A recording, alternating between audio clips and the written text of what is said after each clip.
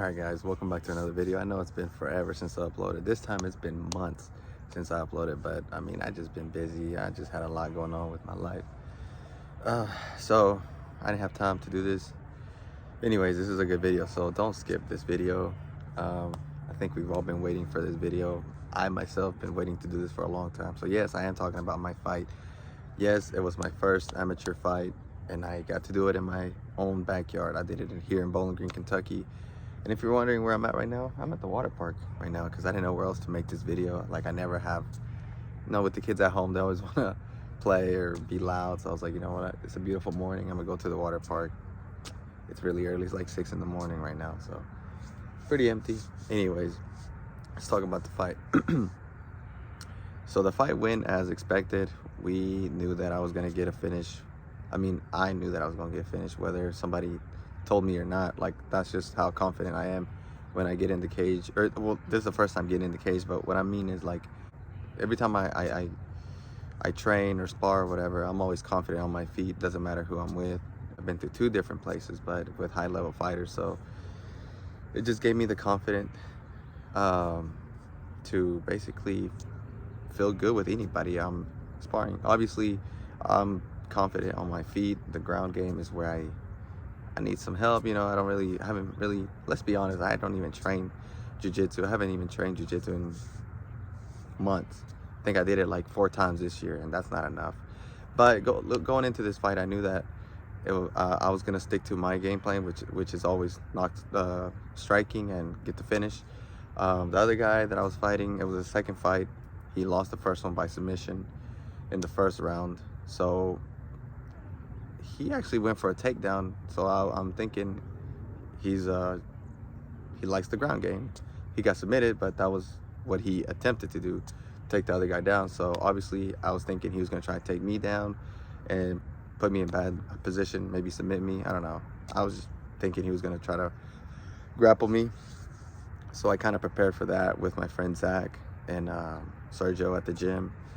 They were taking me down. Obviously, like I said, the ground game is not where I excel. That's where I lack a lot of work. So I was having a hard time in the training. And okay, let me tell you guys something. I'm never doing this again. I'm never taking a fight on 2-week notice. I had 2 weeks to get prepared for this fight, basically. Maybe a little over 2 weeks, maybe 2 weeks and a half, a couple days. I told my coach I wanted to fight. He was like, you haven't even done the 10-week training camp, at least, like the other guys have. But I was like, I really don't have time to waste. I wanted to get straight to it, just get it out the way.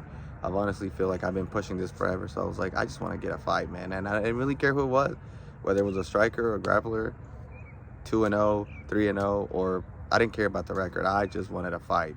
I was just, because I had told my friend Gerardo at the gym, I was like, I'm fighting this year in October because my son's birthday's in October. I was like, I have to get it out the way before his birthday so I can focus on his birthday and everything else going on. So that's what I did. So I'm one of those people that when I put something in my head, there's just no going back. It doesn't matter what anybody tells me, whether it's a good decision or a bad decision. Like, I don't listen. I do my own decision making, and that's just how I've always been. I knew I could get the job done. Like I said, I have a lot of confidence in myself. So anyways, let's get to the part where, man, it was like that fight week was terrible. So I go Monday to do my blood work because I didn't even know you had to do like HIV, Hep C, Hep B, all that. This is my first fight. I didn't know what to expect. I didn't know what tests they needed. Anyways, they told me go get those 3 tests. So I get them tests done on Monday. Took literally 10 minutes to get them done. They got sent out to California. So, and then I had my physical on Thursday. Keep in mind, weigh-ins are on Friday. So I'm doing this rushed. And I'm thinking all this is gonna get done right before Friday. My physical, I got it done Thursday. Like I said, it was quick. Another 20 minutes, went home, call it a day. So weigh-ins come Friday. The promoter is sending me messages on Facebook asking me, hey, do you have your test? Are they back? I need all 3 tests before you can compete. I'm like, I have 2 of them because 2 of them came in by Wednesday. So 2 days after I did my blood work, but Hep C for some reason was not coming in. So we kept on messaging each other. He was also helping me call like labs in California, Quest something, I don't know, Quest something. But they could not release no information. They were talking about they were telling me that they could not release information because blah, blah, blah. So I'm like, dang.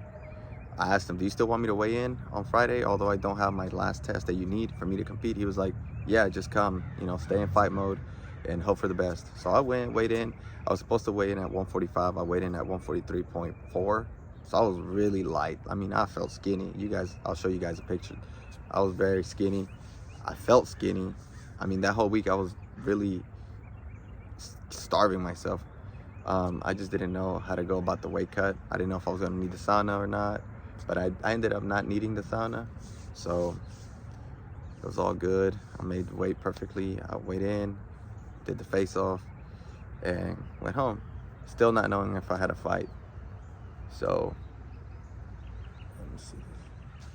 Okay, so I went to bed on Friday night. I told my wife, I was like, look, I don't even know if I'm fighting. I got people messaging me on Facebook if I'm fighting because they wanted to buy tickets. My brother's asking me. So I didn't know what to tell people. I was pretty disappointed, I'm not even gonna lie, because I didn't even know how to go about that situation. I was literally up all night trying to get online, checking on my test results. Nothing came back. I was like, okay, so I guess I'm not fighting. Anyways, before I went to bed, I did a little prayer. I asked God if it's meant to be, if this is something that you want me to do, send that test in the morning, if I'm gonna be safe, come back home and see my kids, my family. I really want to do this. I mean, I wanted him to come through and help me out in this, but I was also telling him that if this was not the right decision and if this was happening for a reason, then I'm okay with not fighting as well. Because sometimes, you just got to believe what God has in store for you, you know what I mean? Like, I just left that situation in his hands and I went about my night. I went to sleep, woke up, promoter's still messaging me. We're still messaging each other asking, hey, did you get your test back in? I'm like, nope, I still haven't gotten them in.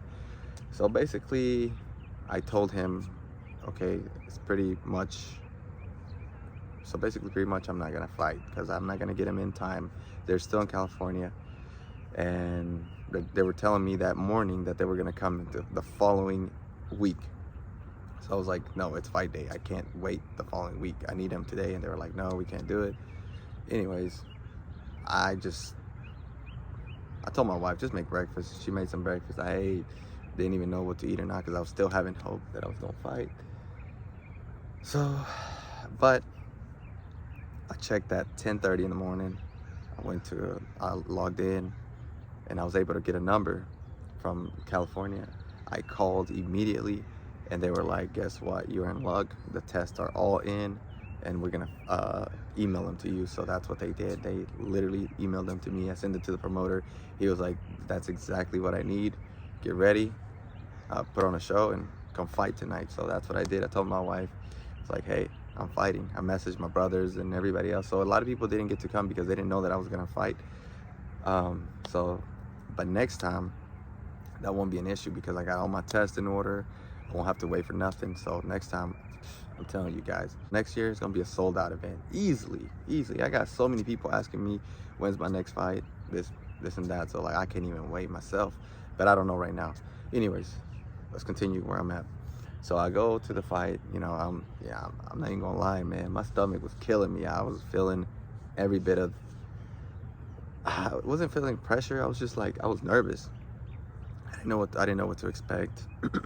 I knew, like I said, I'm confident in myself and what I can do, and I had a plan in my mind, in my head, what I was gonna do when I stepped in the cage or whatever. But the nerves got the best of me. I was shaking, obviously in the back when I was about to start fighting. When we're warming up, I just kept on thinking what could go right and what could go wrong. I was just thinking a bunch of things, honestly. But yeah, I was just in my head that day in the back. But as soon as I started seeing the other fighters come in, and my coach comes, Donnie comes, and he starts wrapping my hands, and I see my wife and my brothers, I'm like, okay, it's time to go. Like, I'm here. This is what I've been talking about for years. Like, I envisioned this for so many years. Like, it's here. I gotta stop being nervous. I just gotta do my thing. I know what I can do. So yeah, the moment that I get my hands wrapped, man, all my nerves just gone. And let's not, like, I felt nothing. I was not scared. I wasn't scared to begin with, but I was not nervous. I was ready to go. Like, I was pumped. Once I started hitting pads, I felt good. I knew it was gonna happen. But yeah, I was the fourth fight of the night. You guys are gonna see on the video. I didn't know what to do. I didn't know what to expect from the crowd, but man, when I walked in that cage, it was loud. I mean, it was loud in there. Probably the loudest they got for anybody. I mean, I guess it's because it's Bowling Green. You know, a lot of people wanted to see me fight. I might be exaggerating, but to me, it was loud as hell. Anyways, I go in the cage, and I saw a couple of people that I knew, but I didn't really want to focus on them because I knew that I was gonna be in my head, or I just didn't want to focus on people, so I just did my thing. And anyways, the fight started. 42nd, I knew I was gonna go for the head kick. I had told my friends or anybody that I talked to, I'm like, I'm getting the head no matter what, because that's just what I do. I do it to everybody. That's just where I'm good at. My kicks, especially my question marks, my spinning kicks, I catch people off guard with those kicks. So yeah, I knew that was going to be the case for this fight, and that's exactly how it went down. The one thing that I will tell you guys is I learned a lot from this first fight, though.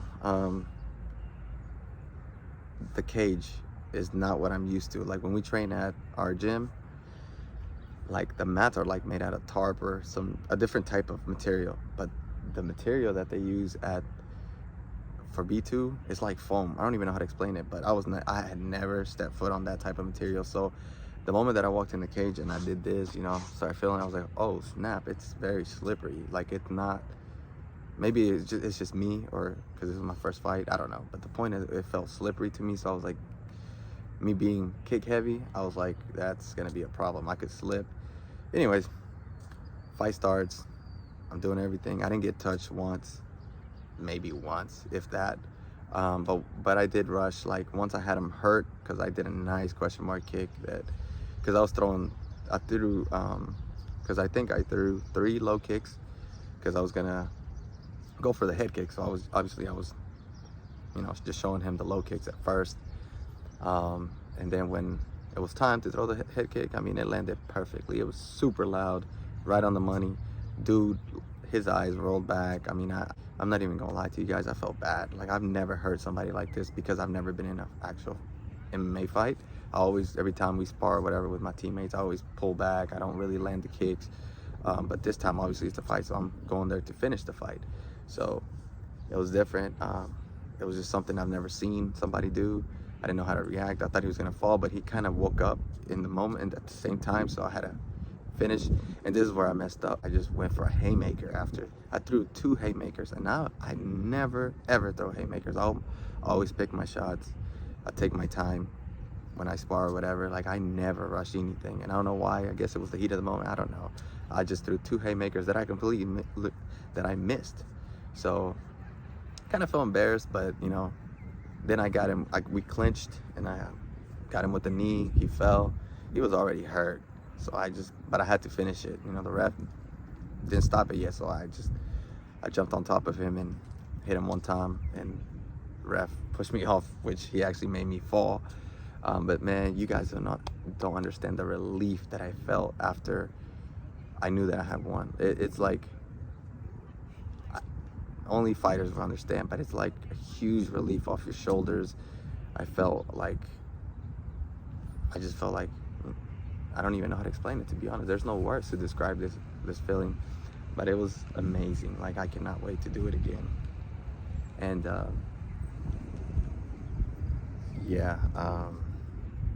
it was so nice. And then walking out of the cage, get my hand raised, because I told my wife, I was like, there's no way I'm leaving that cage without getting my hand raised. After everything I went through, I went in there with, I forgot to mention this. I have a dislocated rib. It's still bad. It was hurting while I was training because I was cutting the weight, so it was poking out even more. My ankle was bad, and that's why I was wearing the ankle brace. One of my toes, I got it stuck on the cage while I was sparring, and I hurt it. And this finger right here, one of my knuckles, I can't even make a full fist. So it was just a lot of things in my mind going into that fight, and just everything that went down. There's no way this fight is gonna go his way. I'm gonna get it done as quick as possible.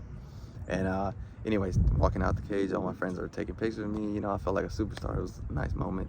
Everybody was like, should have made it last a little longer.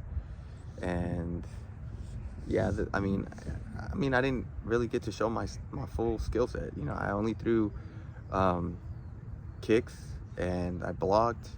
I didn't really get to jab. I didn't really get to throw spinning stuff. So next time, it's gonna be a completely different fight. I'm gonna be more prepared, even if it goes to the ground. So, like I said, man, this is just the beginning of this. So I'm just glad I got it out the way, and it went the way that it did. And I'm excited for what's next. And I hope you guys enjoy this video.